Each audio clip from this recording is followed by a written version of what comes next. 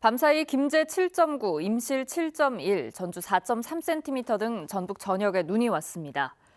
지금도 많은 눈이 내리면서 무주와 진안, 장수를 뺀 11개 시군에는 대설주의보가 내려져 있습니다.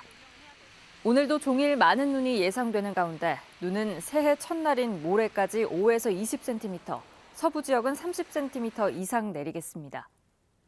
당분간 강추위도 이어집니다. 오늘 아침 기온은 전주 영하 5.5도, 진안은 영하 7.5도로 어제보다 6, 7도가량 뚝 떨어졌습니다.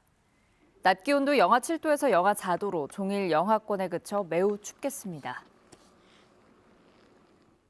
오늘 아침 신문 보겠습니다. 먼저 전북일보입니다.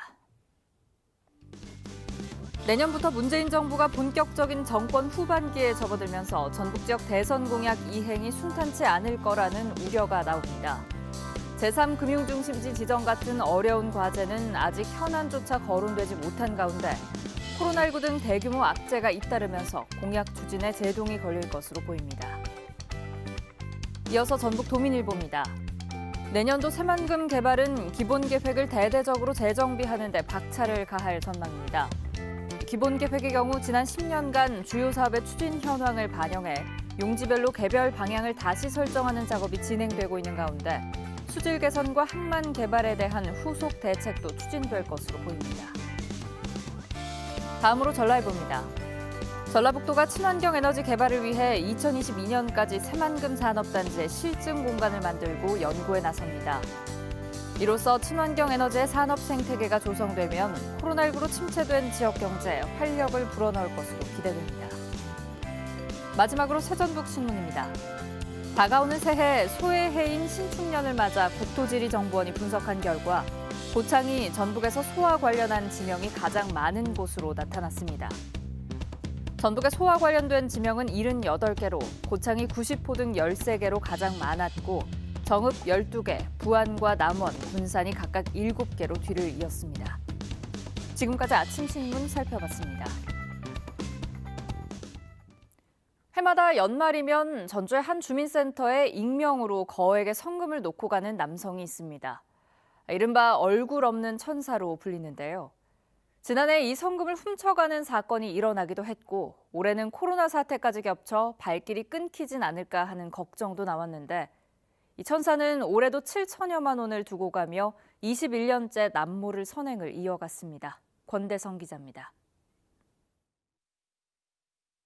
이들은 뉴스로 얼굴 없는 천사의 선행을 알게 된 뒤 천사가 성금을 두고 떠나자 곧바로 훔친 것으로 드러났습니다. 지난해 누구도 예상치 못했던 얼굴 없는 천사 성금 도난 사건. 걱정스러운 마음에 올해 주민들은 CCTV를 설치하고 경찰에 순찰까지 부탁하며 천사를 기다렸습니다. 이런 간절함을 아는 듯 천사는 올해도 어김없이 7천여만 원을 두고 갔습니다. 무려 21년째 천사가 기부한 선금은 어느덧 7억 원을 훌쩍 넘겼습니다. 그동안 얼굴 한번 비추지 않은 천사는 올해도 항상 그래왔듯이 짤막한 전화 한 통만 걸었을 뿐입니다. 철판 간판 옆에 보면 A4 박스로 돈을 놨으니 가져갔으면 좋겠고요. 그다음에 코로나 때문에 어려운 분들에게 도움이 됐으면 좋겠다라고 하셨습니다. 혹시나 도난을 걱정했는지 천사는 주민센터 옆이 아니라 주민센터에서 300m 떨어진 교회 옆에 성금 상자를 두고 사라졌습니다. 또한 지난해 본인 탓에 도난 소동이 일어나 죄송하다며 오히려 사과했고 코로나로 힘든 한 해 이겨내리라 믿는다는 응원의 글도 남겼습니다. 그런 일이 있었는데도 불구하고 이렇게 거르지 않고 저는 선행을 해주신 것이 정말 감사하고 그런 분이 계시니까 이렇게 어려운 세상에서도 모든 사람이 희망이 되고 그러겠죠. 전주에 앞서 완주에서도 또 다른 얼굴 없는 천사의 기부가 13년째 계속됐습니다. 용진 읍사무소에 10kg짜리 쌀 60포대를 몰래 두고 갔는데 지금까지 모두 8톤가량에 이릅니다. 남모르게 이어지는 따뜻한 선행들이 코로나로 어느 때보다 힘들었던 올 한 해 더 큰 울림으로 다가오고 있습니다. JTB 뉴스 권대성입니다. 익산의 한 어린이집 관련 확진자가 3명에서 하루 만에 15명으로 늘었습니다. 무엇보다 3살 이하 영유아 확진자까지 6명이나 나오면서 비상이 걸렸는데요. 익산시는 2주간 모든 어린이집 운영을 잠정 중단하고 전수검사에 나섰습니다. 하원호 기자입니다. 익산에 있는 한 어린이집입니다. 원장과 교사 등 3명이 코로나19 확진 판정을 받은 데 이어 하루 사이 12명의 추가 감염이 확인됐습니다. 만 1살부터 3살까지 원생 6명과 교사 3명, 교사의 가족 3명 등입니다. 어린이집 구성원의 절반 이상이 확진 판정을 받은 겁니다. 방역당국은 지난 21일부터 증상이 있었던 확진자를 통해 전파된 것으로 보고 정확한 감염 경로를 파악하고 있습니다.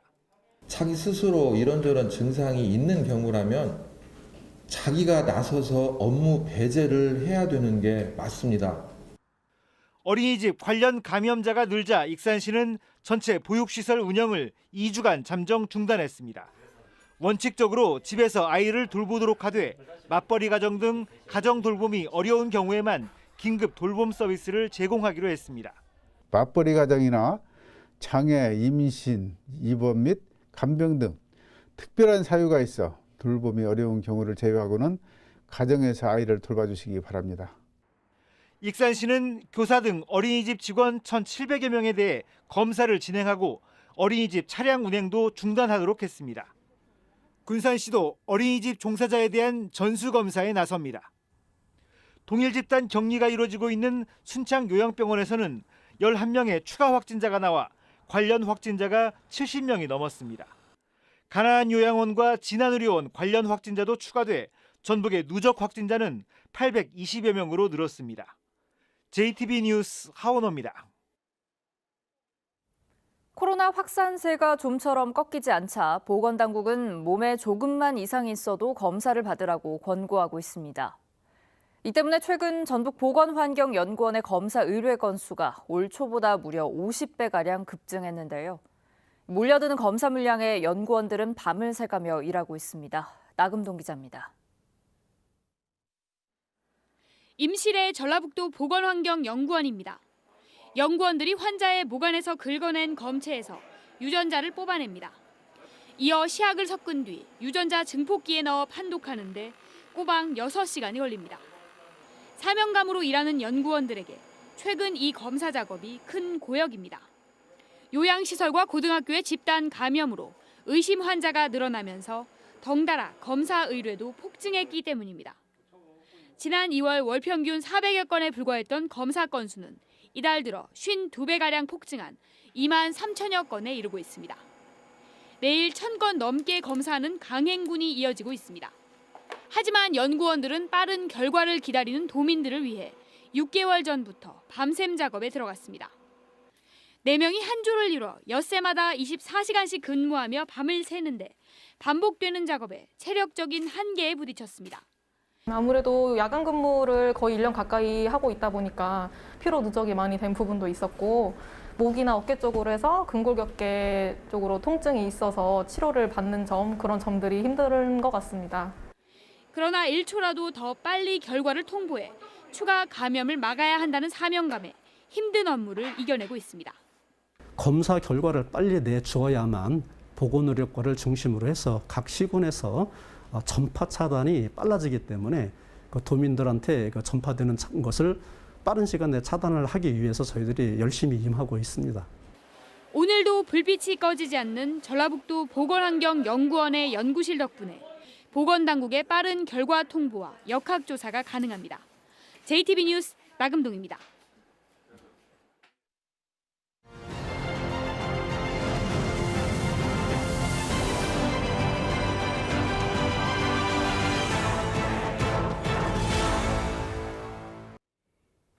네, 2020년 한 해를 돌아보는 순서, 오늘은 문화와 스포츠 분야입니다. 코로나19 사태로 직격탄을 맞으면서 각종 경기와 행사가 줄줄이 취소되는가 하면 사상 유례 없는 온라인 비대면 방식으로 치러지기도 했는데요. 이런 가운데 전북현대는 K리그 최초 4연패를 달성했습니다. 주희인 기자가 전해드립니다. 코로나19는 스포츠계도 멈춰세웠습니다. 프로농구는 출범 이래 처음으로 시즌 도중 중단됐고 프로축구도 사상 처음으로 개막을 무기한 연기했습니다.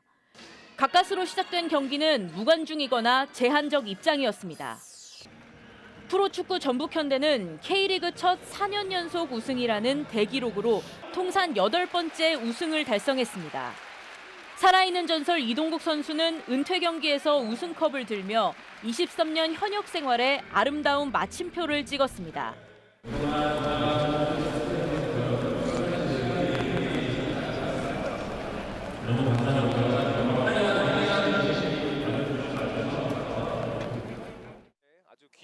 육상에서는 샛별이 떴습니다.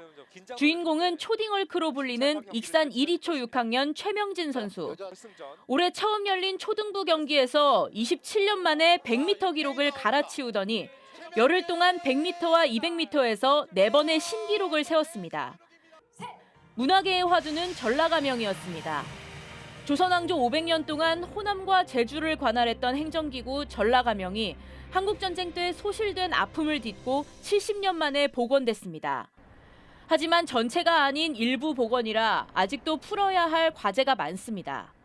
이번은 어떻게 보면 전라가명을 복원을 하면서 이 나머지 부분들을 시작할 수 있는 하나의 시발점으로 바라보시는 것이 맞을 거라고 생각을 하고 앞으로 남은 과제가 더 크지 않은가.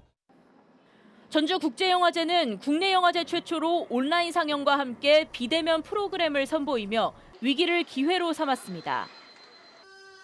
전주 세계소리축제도 비대면 온라인 공연으로 음악 팬들과의 만남을 이어가는 등 코로나를 극복하려는 문화계의 열정이 눈물겨운 한 해였습니다. JTB 뉴스 주혜인입니다. 정읍 구절초 테마공원의 옥정호와 주변 풍경을 한눈에 내려다볼 수 있는 출렁다리가 만들어졌습니다. 남원시가 시민과 관광객 안전을 위해 도심 휴식 공간인 금암공원에 인도교를 설치합니다. 김진형 기자입니다. 정읍시 구절초 공원에 길이 109m의 출렁다리가 조성됐습니다. 관광객들은 24m 높이에 설치된 출렁다리에서 구절초 테마공원과 옥정호가 만들어낸 풍경을 감상할 수 있어 새로운 볼거리가 되고 있습니다. 옥정호 풍경을 한눈에 감상하고 아찔한 스릴도 만끽할 수 있는 출렁다리가 관광객들에게 새로운 기쁨과 감동을 선사할 것으로 기대합니다. 남원시가 시민과 관광객이 도심 금암공원을 안전하게 이용할 수 있도록 오는 2024년까지 110억 원을 들여 길이 44m의 인도교를 설치합니다. 남원시는 접근성이 좋아지면 인근 강안로원과 요천 등과 연계해 많은 시민과 관광객이 찾을 것으로 기대하고 있습니다. 인도교를 차질 없이 준비하여 금암공원을 새로운 지역 관광 명소로 만들어 가겠습니다. 김제시가 시민을 대상으로 올해 우수 정책 사업 선정을 위한 온라인 투표를 진행합니다. 관심 있는 시민들은 김제시 홈페이지를 통해 다음 달 4일까지 온라인 투표에 참여할 수 있으며 한 사람이 22개 주요 사업 가운데 3개를 선택하면 됩니다.